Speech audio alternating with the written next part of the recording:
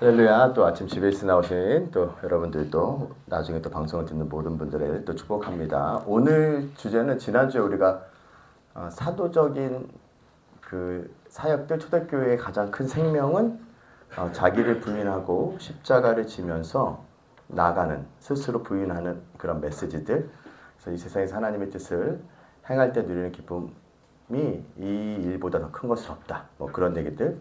뭐 대가를 치르는 일, 페이먼트 하는 일들, 뭐 그런 얘기들을 좀 나눴습니다. 그리고 오늘은 그 일들로 말미암아 지어졌던 그런 1세기의 교회들의 특징들에 대해서 커뮤니티, 저는 교회라는 단어보다는 커뮤니티라는 단어를 좀 더 좋아하는 것 같아요. 그래서 예배 공동체, 기도 공동체, 뭐 말씀 공동체 이런 식으로 좀 표현하는 것들이 더 좋지 않나 라는 것들을 좀 나누려고 합니다.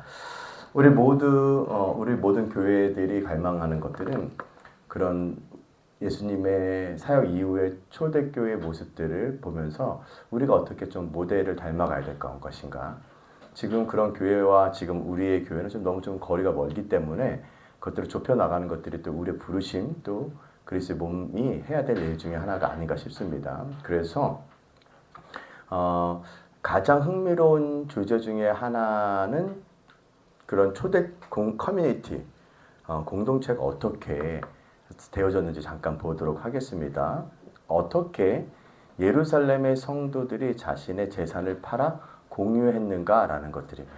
이 일들까지 우리는 아직 가기는 좀 너무 멀리 있죠, 그죠? 네, 우리가 제사장도 이 일들을 잘 못하는데 예수님을 따르는 제사장들도 이 일을 잘 못하는데 성도들이야 오직이나 하겠습니까? 그렇기 때문에 자신의 재산을 팔아서 성도들, 그래서 이게 이제 단순히 제사장의 영역뿐만 아니라 뭐 성전에서 일하는 사람들 레이지파뿐만 아니라 가장 성도들조차도 자기 재산을 팔아서 공유했다라는 것입니다.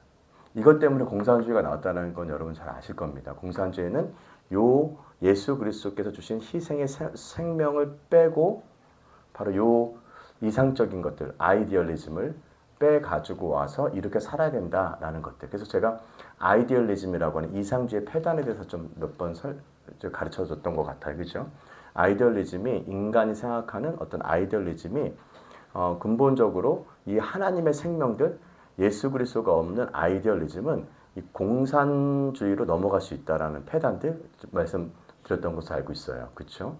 그 반대편에서는 지금 우리 이런 어떤 그 보수의 가치들 전체를 보고 이렇게 하는 우리들의 가치들을 보았을 때는 우리는 이 아이디얼리즘을 갖고 있는 폐단들의 또 반대편에 또 쓸 수도 있을 거다라는 얘기를 여러분들에게 말씀드렸습니다. 그것은 뭐냐면 우리 것들을 전체 공동체에게 나누지 않고 움켜쥐진다거나 아니면 팔지 않고 나의 소유들이 나라고 하는 그런 주제들로 더 많이 우리 자신을 존재를 확인한다면 그것은 하나님과의 거리가 좀 멀다. 그래서 우리가 좀 배워야 될 모습은 뭐냐면 어떻게 예루살렘에 있는 성도들이 자신의 소유를 팔아서 가난한 자에게 나눠주면서 공유할 수 있었는가라는 것입니다. 그래서 1세기 이전에 이러한 일은 세계 어느 곳에서 발견되지도 않았어요. 없었어요. 네, 없었어요. 유일하게 세계 인류 역사상에 가장 이 자신의 소유를 팔아서 재산을 공유하는 일들은 없었습니다. 아셨죠? 또 예루살렘의 교회는 사유 재산의 공유화가 잘 이루어지는 가장 탁월한 모델의 사례가 되었습니다. 유대인 공동체도 없었어요. 물론 유대인 공동체는 근본적으로 토라에서도 얘기하고 있지만 사유 재산을 인정했어요. 땅을 사유로 나눠줬잖아요. 그렇죠? 그 사유 재산 인정했고 여러분이 잘 알던 슬로바스 딸들이 자기네 재산들이 다른 지파에 넘어가는 것조차도 이렇게 하나님께 말씀을 듣고 심판하는 것들을 우리가 볼 수 있었습니다. 슬로바스 딸들의 이야기를 들으면서. 근데 약간 저거 11조 내에서 레위 지파들 얘기하는 건 약간 그거랑. 그거는 뭐랄까 안전장치라고 할까요? 하나님의 질서에 하나님이 만드는 질서들의 가정 안전한 장치 이것도 무너지게 되면은 쉽게 말해 이제 레위인에게 성도들이 이스라엘 백성들이 11조를 했잖아요. 그래서 레인들이 그것을 가지고 살았어요. 만약에 그것들이 무너지게 되면 레이인들이 타락하게 되는 것들을 우리는 성경에서 볼 수 있습니다. 예를 레이인들이 막 일하러 나간다거나 세상에 똑같이 왜냐하면 자기도 먹고 살아야 되니까. 그래서 이제 지금 교계에서는 어떤 문제가 좀 일어나고 있냐면은 뭐 이게 성결교단 쪽이나 이쪽에서는 예성이나 기성은 이중직의 논리는 끝났다, 논의는 끝났다라는 거예요. 그 이유가 왜 그랬을까요? 그냥 일을 하라는. 예, 목사님들도 이제 일을 할 수밖에 없는 상황이 됐다라는 거예요. 왜 그러냐면 교회의 양극화도 있고, 성도들이 이제 교회가 양극화됐잖아요. 아주 큰 교회로 가고 싶지? 이 조그만 교회 와서 하기는 좀 싫은 것도 있고요. 불편한 것도 있고, 여러 가지 다양한 이유가 있지만, 결국은 이 양극화됐던 이 일들로 말미암아 이제 목사님들이 사역하기가 되게 어려운 거예요. 생활하기를 해야 되는데 뭐 처자식 있으니까 만약에 천주교처럼 처자식이 없으면 그냥 뭐 돈 50만 원 가지고도 살 수가 있어요. 뭐 교회에서 먹여주고 교회에서 일하는데 무슨 돈이 필요하겠습니까? 그렇게 제도화로 되지 않으면은 목사님들이 이제 이중직이 끝났다 이런 논의가 나왔다라는 것들은 그만큼 이 교회가 양극화되어서 적당하게 이게 부유한 사람은 많이 부유하고 가난한 사람들은 아주 가난해서 생활할 수 못할 정도까지 이게 그것이 사회 구조까지뿐만 아니라 교회 구조까지 내려왔다라는 거예요.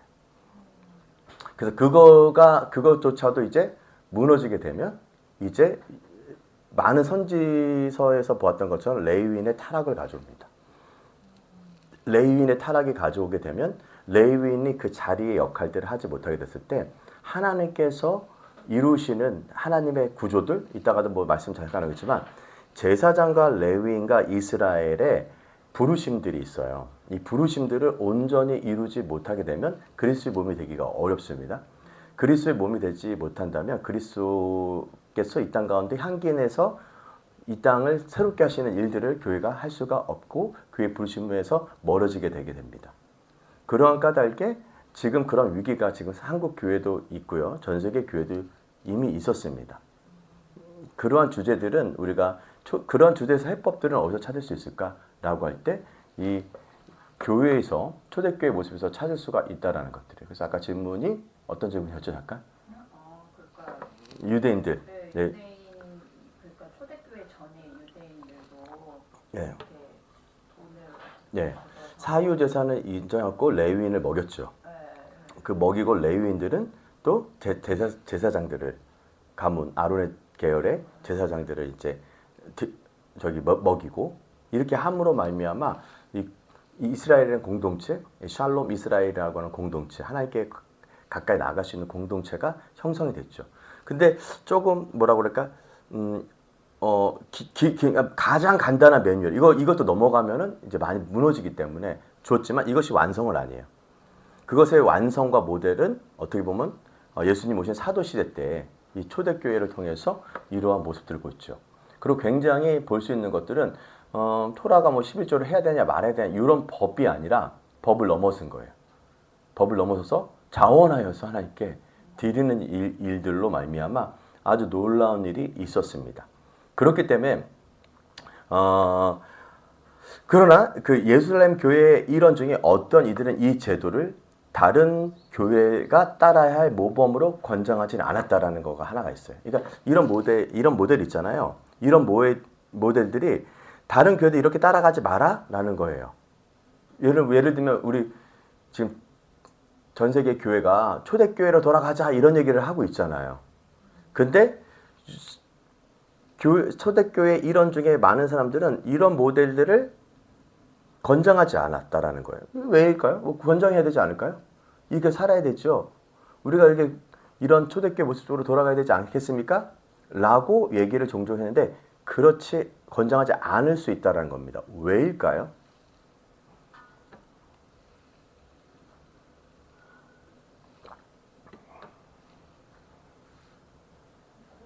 개인 삶 없이 그 공동체적으로 다 같이 살아야 되는 거죠. 다 살아서 그렇다.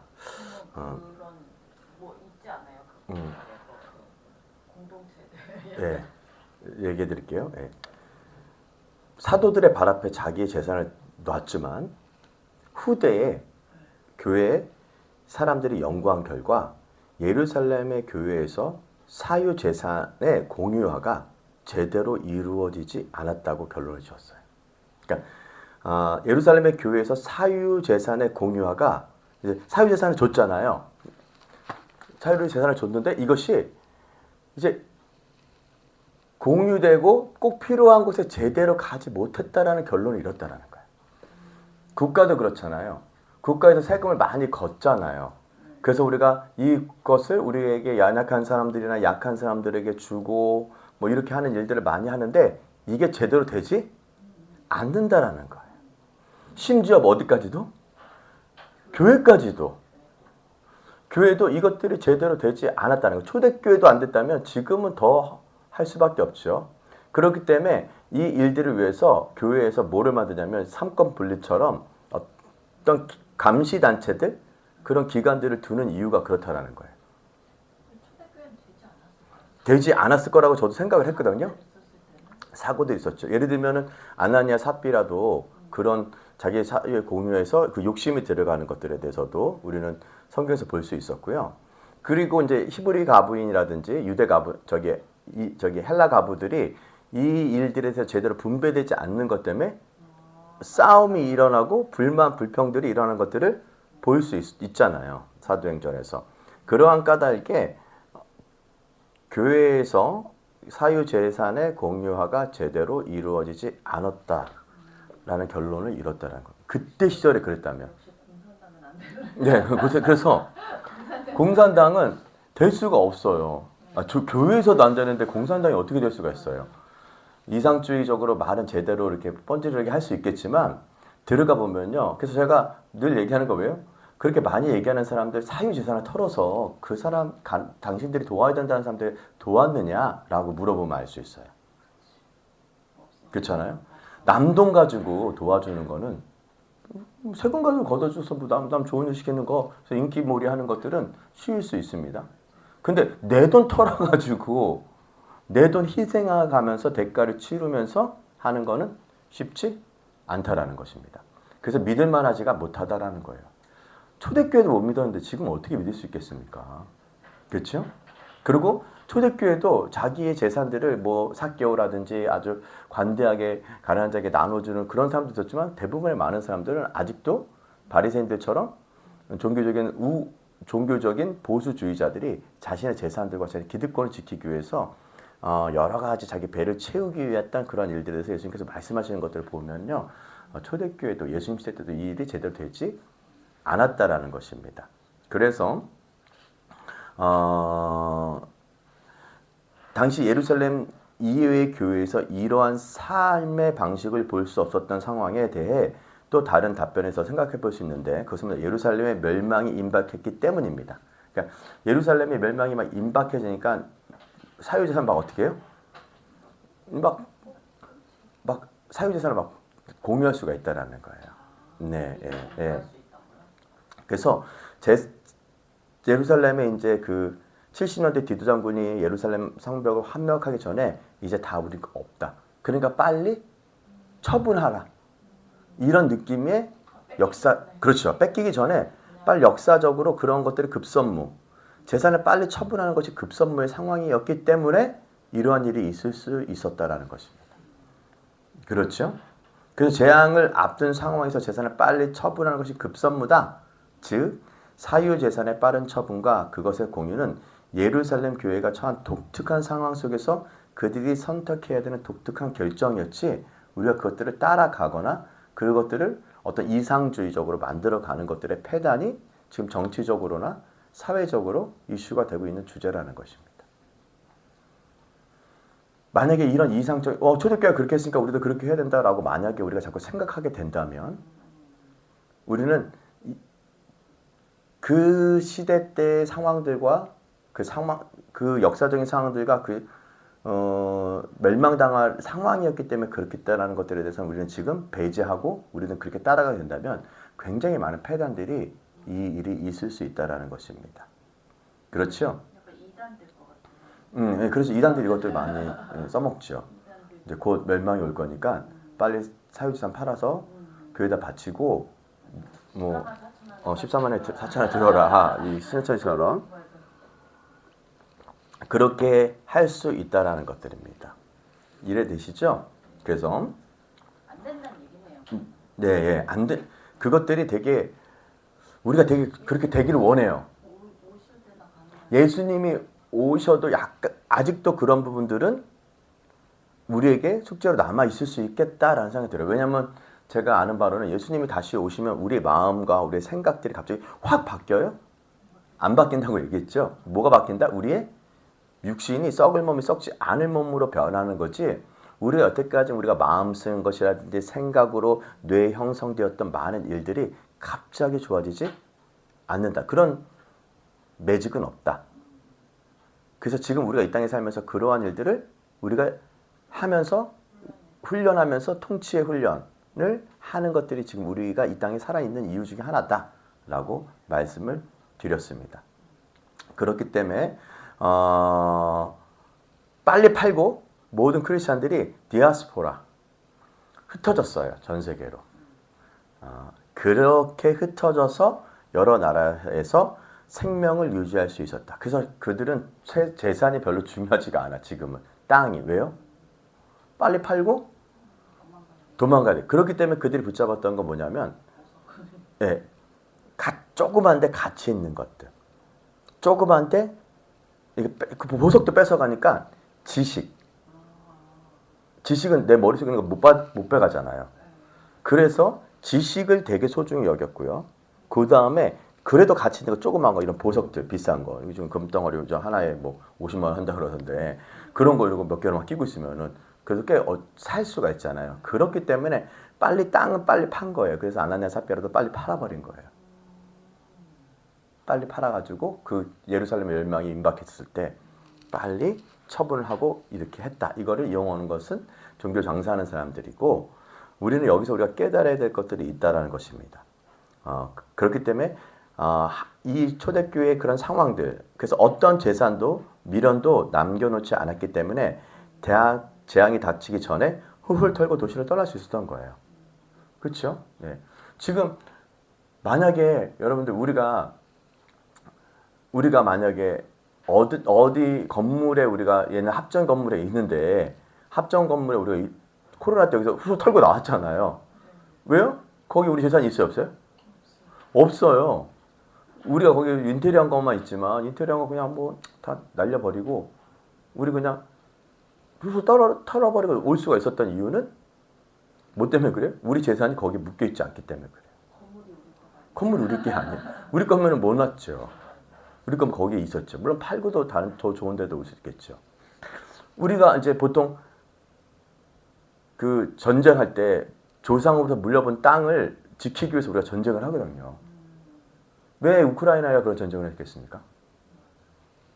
우리 부모님들이 우리 조상들이 이렇게 땅을 물려주는데 이거 가져가려니까 막 목숨 가지고 싸우는 거예요. 내 거 안 뺏기려고. 그렇죠? 그것은 생존의 본능이기 때문에 그렇다라는 것들이죠.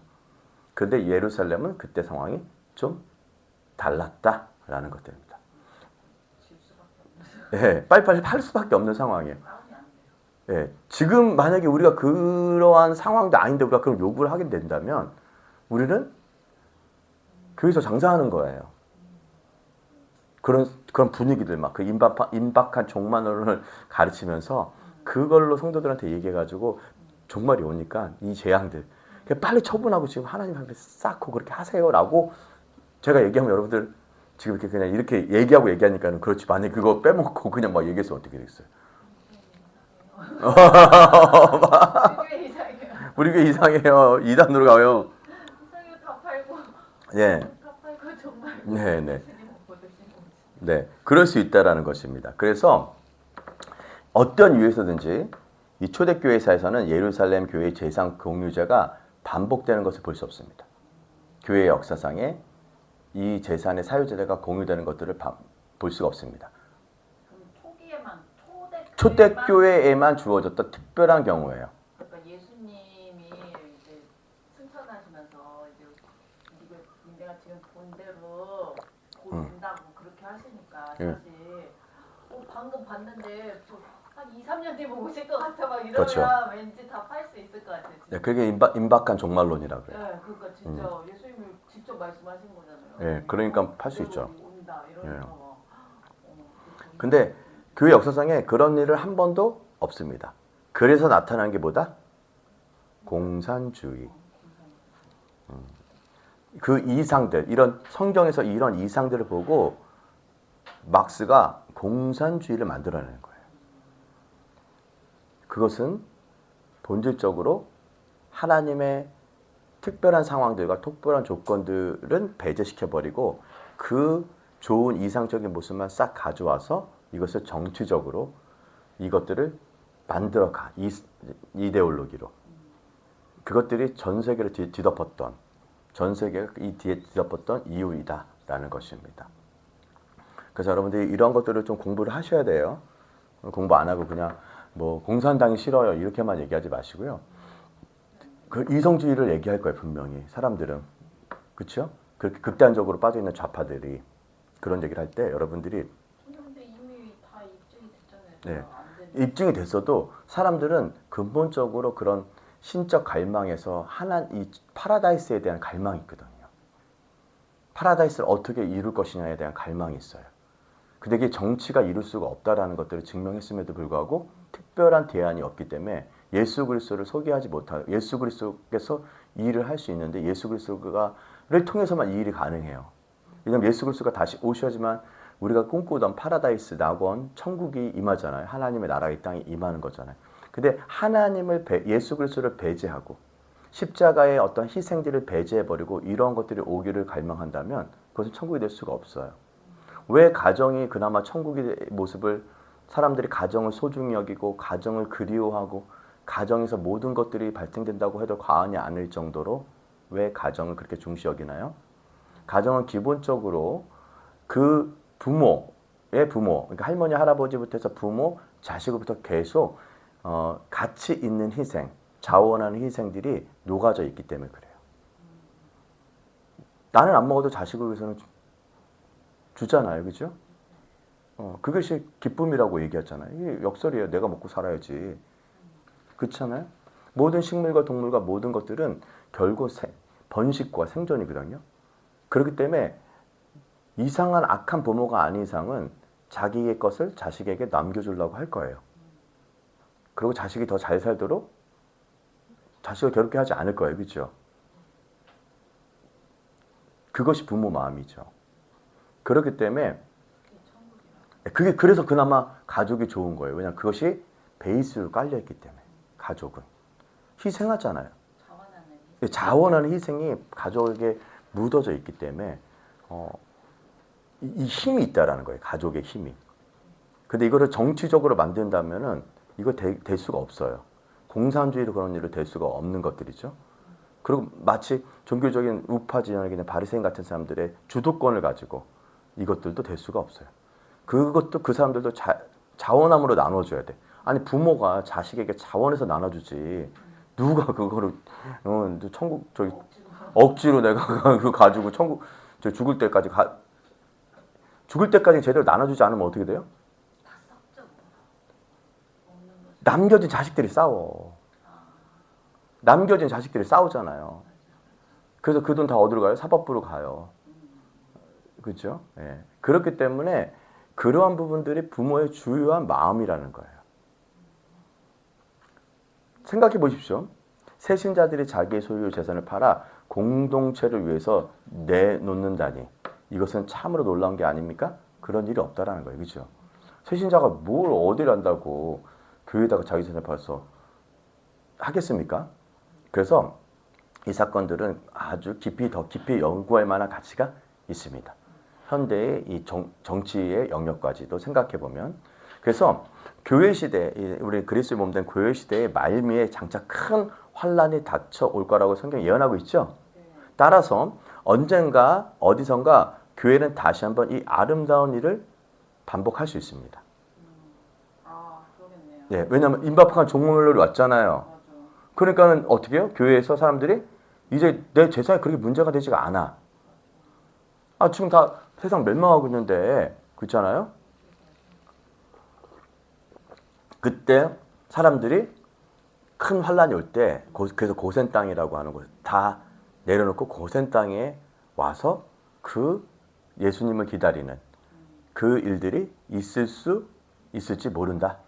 정확한 모르겠어요. 예, 어쨌든 그래서 이 교회 공동체 생활의 또 다른 모습은 이를테면 사법제도와 같은 것들이 깊은 차원에서 연구할 필요할 영역이 사법제도. 지금도 이 사법제도의 부분 때문에 굉장히 말이 많이 있고 사법부의 정의가 과연 진짜 하나님이 말씀하시는 정의인가라는 주제들에 대해서 우리가 생각해 봐야 될 주제가 있죠. 이거는 이제 시간이 되면 나중에 더 깊이 다룰 거예요. 이 사법제도에 대한 일들에 대한 부분에서 이 사법제도의 부분들은 근본적으로 교회의 사법제도의 법들이 이 땅 가운데 어떻게 펼쳐지는 것들에 대한 일들과 지금의 사법제도의 영역이 어떻게 펼쳐져 있는 것들에 대한 갭 차이가 되게 많이 있어요. 재산적인 영역에서도 갭 차이가 되게 많은 것처럼 사법적인 영역에서의 갭 차이도 되게 많이 있어요. 쉽게 말해 이스라엘 백성처럼 공의롭게 재산들이 분배되지 않는 것들, 그리고 형제들을 내 이웃을 내 몸처럼 여겨서 내 형제가 죽어가는데 나 배부를 수 없잖아요. 그런 여러 가지의 한 몸이 되어서 이스라엘이라는 한 몸이 되어서 그 경제적인 공동체까지 되고 이 일들이 또 사법부의 영역까지도 돼요. 그래서 진정한 모세인가? 모세가 쇼프팀이라 하잖아요. 재판할 때 모세가 재판을 제대로 할 수 있는가에 대한 올바른 재판이 될 수가 없는 부분이 되게 많이 있어요. 그래서 사법의 부분에서도 되게 정의롭지 못한 것들 되게 많아요. 저희 아버지의 영역도 아버지가 열심히 노동을 해가지고 일을 했는데 돈을 한 200 얼마를 여러 가지 못되게 이렇게 그 돈을 뺏었어. 노동청에 신고했는데도 약속 기소로 나왔어요. 약속 기소는 뭐예요? 그게 그게 이제 뭐 합의를 봐도 되고 안 봐도 되고 뭐 여러 가지 되게 그렇게 뭐라고 할까요? 이렇게 되게 억울한 거? 사법 제도 자체도 어떻게 보면은 이게 올바르게 심판되지 않는 거예요. 그래서 제가 아버지한테 그 부분 때문에 너무 아버지 마음 쓰시고 고통스럽고 화나셔서 3개월 동안 일도 못 하시고 그것 때문에 스트레스 받으시고 막 피도 거꾸로 올라가서 뇌도 경색되시고 그랬으니까 아버지 그냥 할 걸 하는데 그냥 너무 신경 쓰지 말고 그냥 이 세상의 재판들 사법부는 온전하지 못합니다. 이 세상의 사법부가 온전했으면 좋겠지만 그러지 못합니다. 저스티스 하지 않습니다. 라는 것입니다. 저스티스는 어디서 나오냐면 하나님의 올바른 토라를 통해서 재판이 나오게 되는 건데 이 부분들을 너무 많이 잃어버렸다. 그래서 이런 경제적인 시스템의 이런 초대교회와 사법제도에 대한 부분들에 대해서의 이런 시스템의 부분에서는 너무 많이 갭이 많이 있어요. 그나마 지금 민주주의가 되어서 그나마 많이 올라오긴 했지만 그럼에도 불구하고 아직도 굉장히 많은 부분들은 하나님의 말씀과 법과는 너무 좀 거리가 있다. 이렇게 표현 드릴 수 있습니다. 그래서 우리가 지금 어떤 그런 경제적인 시스템에 더 집중하거나 사법적인 영역에 더 집중하기보다는 저희가 하려고 하는 것은 영적인 영역에 더 어떻게 파운데이션을 튼튼히 하는 것들에서 더 많이 우리가 생각하고 기반을 더 쌓을 거라는 거예요. 물론 여기가 교회이기 때문에. 그렇다고 교회가 사법부나 경제적인 영역에서 제가 교육적인 영역에서 여러 가지 영역에서 제가 그냥 버리는 것이 아닙니다. 세븐 마운틴의 영역 가운데 있는 모든 영역들을 우리가 더 많이 나가야 될 부분들이 있습니다. 뭐 예술, 엔터테인먼트 영역까지 우리는 이 부분들을 더 많이 깊이 나가야 될 부르심이 있습니다. 그리고 교회는 그것들이 잘 나가서 세워지도록 하는 중요한 장소가 될 것입니다. 예. 그렇기 때문에 이러한 부분들이 우리에게 굉장히 중요한 주제이다라고 여러분들에게 말씀드리고 싶고요. 자, 그렇기 때문에 네, 또 울리네요. 이거 좀 시스템을 좀 바꿔야 될 것 같아요. 네. 이게 중국 제품이 조금 이런 한계들이 좀 있어요. 됐죠? 네. 싸서 좋았는데 싼 게 다 좋은 건 아닙니다. 다시 돌아왔습니다. 자, 자, 이제 우리가 다룰 주제들은 어떤 부분 들을 거냐? 우리가 그래서 이제 잠깐만요, 요거 잠깐 끊고요. 다시 한번 들어가겠습니다. 다시 들어오세요.